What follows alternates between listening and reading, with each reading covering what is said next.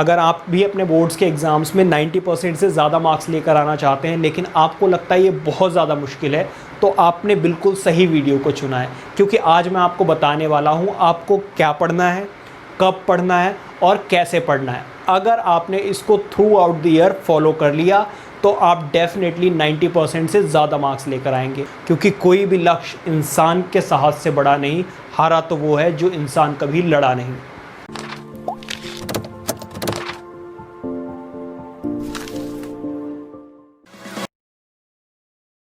Hello students, this is Rajiv and you are learning on Aims academy.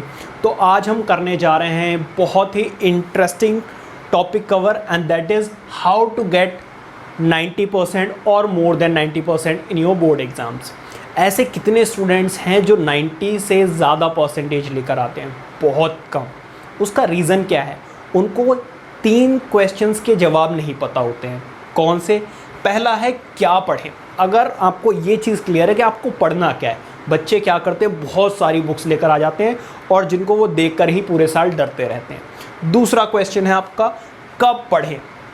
पढ़ाई का सबसे अच्छा टाइम कौन सा है, कब आपको पढ़ना चाहिए, कब आपको नहीं पढ़ना चाहिए। And the last one is कैसे पढ़ें, जो सबसे ज़्यादा इम्पॉर्टेंट पॉइंट है। इन दोनों ज़्यादा पॉइंट से भी ज़्यादा इम्पॉर्टेंट है। अगर इन 3 क्वेश्चन का आपको जवाब सही से मिल जाए तो I am sure you can get more than 90% in your board exams. But इनका आंसर पता चल जाने से आपके 90% नहीं आएंगे। आपको इनको through out the year follow भी करना होगा। बस मैं आपको बता सकता हूँ कि कब, कैसे और क्या पढ़ें, लेकिन फॉलो तो आपको करना ही होगा अगर आप वाकई चाहते हैं कि आपके 90% से ज़्यादा मार्क्स आए। चलिए शुरू करते हैं अपना पहले क्वेश्चन के साथ, दैट इज़ क्या पढ़ें। देखिए, आपको बहुत सारी बुक्स लाने की ज़रूरत नहीं है अगर आप बोर्ड लेवल पे प्रिपरेशन कर रहे हैं। तो अगर आप किसी कॉम्पिटिटिव एग्ज़ाम की प्रिपरेशन कर रहे हैं तो आप अपने टीचर से गाइडेंस ले सकते हैं कि वो किसको रेफ़र करते हैं। ठीक है, तो सबसे पहले देखते हैं क्या पढ़ें। देखिए, सबसे ज़्यादा जो इम्पोर्टेंट है दैट इज़ योर एनसीईआरटी, क्योंकि 70 to 80% क्वेश्चन एनसीईआरटी से एज इट इज़ आते हैं, वो वैल्यू भी चेंज नहीं करते हैं। ठीक है, और यह आपकी बैकबोन भी है, इसमें सारे बेसिक्स हैं और वही इसमें दिया हुआ है जो आपके बोर्ड एग्जाम्स में पूछा जाने वाला है। तो पहला जो पॉइंट है दैट इज़ व्हाट, एनसीईआरटी सबसे ज़्यादा इम्पॉर्टेंट है। दूसरा, ये होने के बाद आप एग्जाम्पलर कर सकते हैं, क्योंकि जो कई सारे बच्चे 90 तो पहुंच जाते हैं लेकिन 95 या उससे ज़्यादा क्रॉस करना मुश्किल हो जाता है। उस केस में आपको हेल्प करेगी क्या, एग्जाम्पलर, क्योंकि 1-2 थोड़े से टफ क्वेश्चंस रहते ही हैं, वो ज़्यादातर आपको एग्जाम्पलर से दिए जाते हैं। तो सेकंड हो गई आपकी एग्जाम्पलर। और उसके बाद जो लास्ट सबसे ज़्यादा इम्पॉर्टेंट है, जो कि मस्ट है, आपको करने ही करने हैं, 110% आपको करने हैं, that is last 10 years CBSE question papers.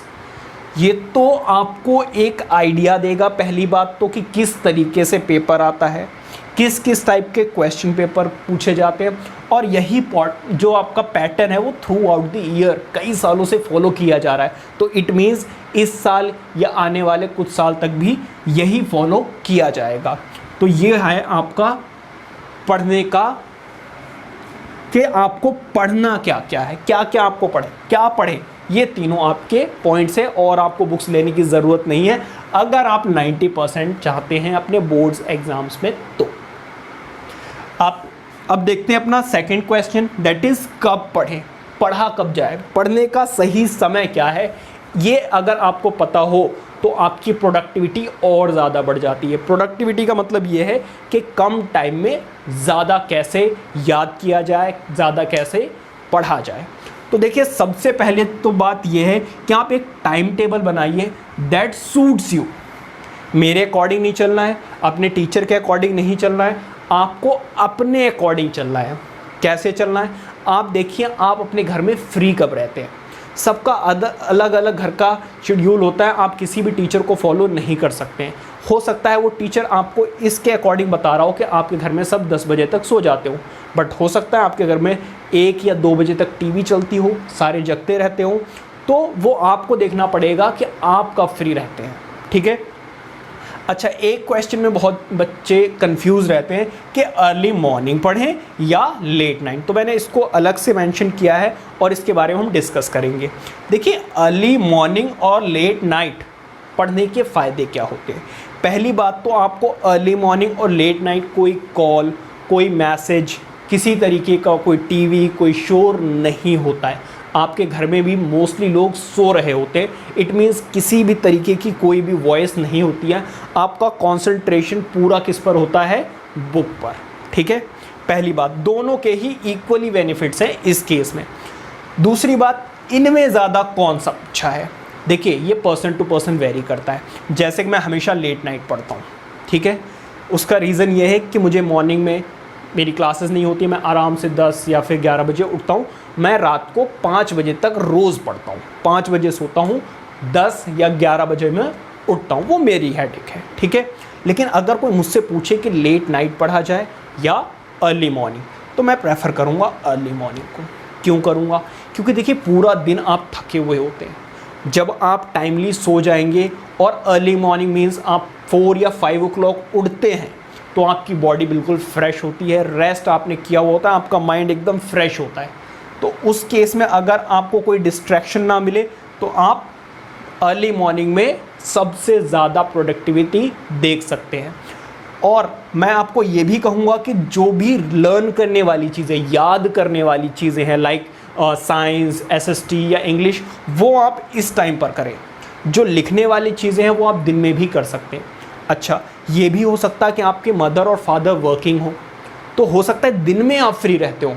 Early morning आपके पेरेंट्स को उठना हो जॉब जाने के लिए, लेट नाइट या फिर वो आते हो, तो हो सकता है आपको अर्ली मॉर्निंग और लेट नाइट डिस्ट्रैक्शन देखने को मिले, डिस्टर्बेंस हो आपके साथ, तो आप दिन में पढ़ लीजिए, वो आपके लिए बेस्ट है। तो इट डिपेंड्स, इसीलिए मैंने लिखा है time table that suits you. ठीक है, तो ये पॉइंट हमने कवर कर लिया, ये भी कवर कर लिया। अब हम बात करेंगे सेट आर टारगेट। देखिए, मान लीजिए आपने बुक पढ़नी शुरू कर दी, आपको यही नहीं पता कि कितने दिन से आप एक ही चैप्टर किए जा रहे हो, तो आप हमेशा एक डेट मेंशन कीजिए कि मैं इस चैप्टर को 2 दिन में ख़त्म कर दूंगा, इस चैप्टर को मुझे 10 तारीख तक ख़त्म करना है, इस बुक को मुझे 15 तारीख तक ख़त्म करना है।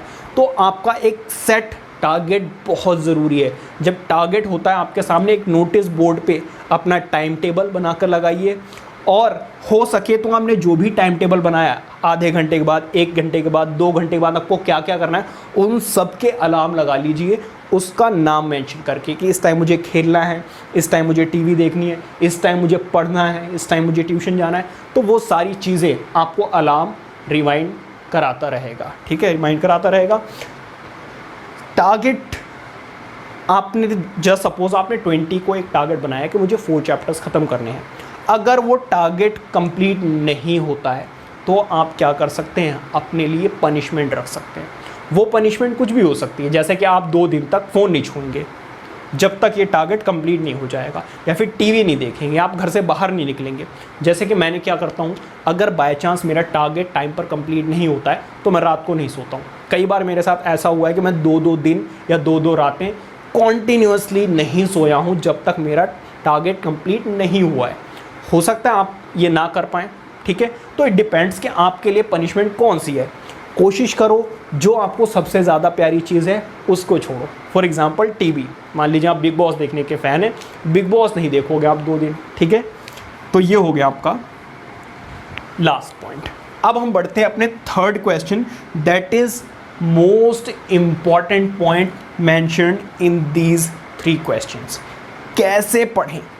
देखिए, क्या पढ़ें आपको ज़्यादातर टीचर्स बता दें, कब पढ़ें ये भी आपके ऊपर डिपेंड करेगा, आप अपने अकॉर्डिंग बना सकते हैं, बट कैसे पढ़ें ये सबसे ज़्यादा इम्पॉर्टेंट है। देखिए, जो सबसे मैंने पहला पॉइंट लिखा है ना, इसको स्टार मार्क कर लीजिए। ये आपको 90 से 95 या उससे ज़्यादा भी दिला सकता है। कैसे? आप देखिए, सबसे पहले तो करेंगे चैप्टर, और चैप्टर के साथ साथ में करेंगे ये लास्ट 10 ईयर के क्वेश्चन पेपर्स।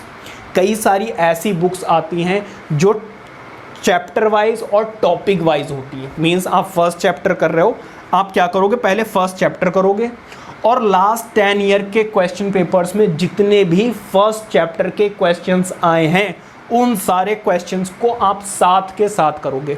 जब सेकंड चैप्टर शुरू होगा पहले आप सेकंड चैप्टर को कंप्लीट करेंगे और उसके साथ में जो लास्ट 10 ईयर के क्वेश्चन पेपर्स में सेकंड चैप्टर के जितने भी क्वेश्चंस आए हुए हैं आप वो सॉल्व करेंगे। ठीक है, इस तरीके से होगा क्या, एक बार प्रैक्टिस तो आपकी चैप्टर के साथ में होगी और जब आप एक चैप्टर पढ़ रहे होते हो तो आपको उसके सारे फॉर्मूले लर्न होते हैं, सारे टॉपिक्स अच्छे से रिवाइज होते हैं और कुछ भी माइंड में चल नहीं रहा होता। उसी वक्त आप साथ में जब ये वाला चैप्टर करोगे, चैप्टर के क्वेश्चंस करोगे तो आपको बहुत ईजिली बहुत अच्छे से हो जाएंगे। डायरेक्टली जब आप लास्ट 10 ईयर के क्वेश्चन पेपर उठाते हो तो उसमें सारे मिक्स चैप्टर होते हैं तो बच्चों को यूजुअली दिक्कत आती है। अच्छा, इसको करने के बाद जब आपका एग्ज़ाम का फाइनल एग्ज़ाम का टाइम आ जाएगा तब आप लास्ट 10 ईयर के क्वेश्चन पेपर्स को दोबारा से सॉल्व करोगे। उससे होगा क्या, आप ऑलरेडी ये क्वेश्चन पेपर्स कर चुके होगे, इनको जब आप करोगे तो आपको बहुत ईजी लगेंगे बिकॉज आप ऑलरेडी कर चुके हो। वेरी गुड, ये बहुत ही ज़्यादा इंपॉर्टेंट पॉइंट है और आई होप कि आप इसको डेफिनेटली फॉलो करेंगे। नेक्स्ट है आपका डिस्ट्रैक्शन। देखिए, डिस्ट्रैक्शन ही सबसे बड़ी प्रॉब्लम है जिसकी वजह से आप नहीं पढ़ पा रहे हो। पढ़ना तो आप चाहते हो, आप अगर थंबनेल देखकर ये वीडियो देखने आए हो तो डेफिनेटली आप पढ़ने वाले बच्चे हो और 90% से ज़्यादा लाना भी चाहते हो लेकिन कर नहीं पा रहे हो। किसकी वजह से? डिस्ट्रैक्शन की वजह से, ये आप भी जानते हैं। देखिए, सबसे बड़ी जो डिस्ट्रैक्शन है वो है आपकी सोशल मीडिया। जैसे कि आपको हो सकता है इस वीडियो से आपको फ़ायदा हो बट इस टाइम आप पढ़ नहीं रहे हो। क्यों? क्योंकि आप फ़ोन यूज़ कर रहे हो। ठीक है, कोशिश कीजिए कि फ़ोन में सोशल मीडिया एक लिमिटेड टाइम के लिए यूज़ करें। आप, मैं ये नहीं कह रहा हूँ बंद कर दीजिए, 15 या 20 मिनट्स डे में, पूरे टाइम टेबल में आप 15 मिनट्स अपने सोशल मीडिया को दे सकते हैं बट कोशिश करें अच्छा कंटेंट देखें, अपनी पढ़ाई से रिलेटेड मोटिवेटेड वीडियोस या फिर नॉलेज के पर्पज़ से। ऐसा ना हो कि आप अपनी स्क्रीन को स्क्रॉल किए जा रहे हो, वो तो बेटा बिल्कुल वेस्ट है। ठीक है, नेक्स्ट आपका है फ्रेंड। बेटा ये सबसे इम्पॉर्टेंट पॉइंट है और आपकी लाइफ में सबसे बड़ा जो चेंज लाते हैं वो आपके फ्रेंड्स लाते हैं। डिपेंड करता है कि आपका फ्रेंड सर्कल कैसा है।